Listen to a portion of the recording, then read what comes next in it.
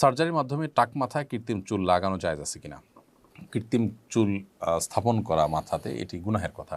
কারণ এটি এক ধরনের প্রতারণা, এক ধরনের নিজের প্রকৃত অবস্থাকে লুকানো, ভিন্ন কোনো রূপে নিজেকে জাহির করার প্রচেষ্টা, যে সেই জায়গা থেকে ইসলাম এটিকে নিষেধ করে।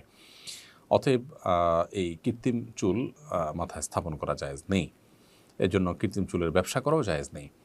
আল্লাহ রাব্বুল আলামিন মানুষকে যেই হালতে রেখেছেন সেই হালতেই থাকবেন। এটা এমন বিষয় না যে এটা আসলে অসুস্থতা, বিধায় এটা আপনি ট্রিটমেন্টের জন্য উদ্যোগ নিলেন। হ্যাঁ, আপনার কোনো জায়গায় দাঁত পড়ে গেছে, সেখানে দাঁত স্থাপন করেছেন। আপনার আঙ্গুল পড়ে গেছে, সেখানে আপনি এমন কিছু স্থাপন করেছেন যাতে চলতে ফিরতে সুবিধা হয়। পাও ভেঙে গেছে, সেখানে আপনি স্ট্রেচার ব্যবহার করলেন বা এমন কিছু লাগালেন যেটাতে আপনি পায়ে চলার কাজ হয়।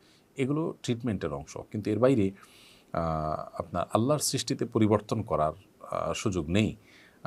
যেটা স্বাভাবিকত্ব সেটাকে আপনি পরিবর্তন করবেন, বা যেটা রোগ নয় সেটাকে আপনি ট্রিটমেন্ট এর নাম দিয়ে আপনি আল্লাহর সৃষ্টিতে পরিবর্তন করবেন, সেটা কিন্তু সুযোগ নেই। এখানে আমাদের একটা জিনিস মাথা থাকা দরকার। অনেকে মনে করতে পারে যে মাথা থেকে চুল পড়ে যাওয়া, টাক হয়ে যাওয়া, এটা তো একটা অসুস্থতা। তো অসুস্থ হলে আপনি সেটার জন্য যাতে চুল পড়া বন্ধ হয় সে উদ্যোগ নিতে পারেন, বা চুল যাতে গজায় মাথা থেকে সে উদ্যোগ নিতে পারেন। কিন্তু পরচুলা লাগানো আর নিজের অবস্থাকে লুকানোর চেষ্টা একই জিনিস। এখান থেকে মানুষ প্রতারিত হবে।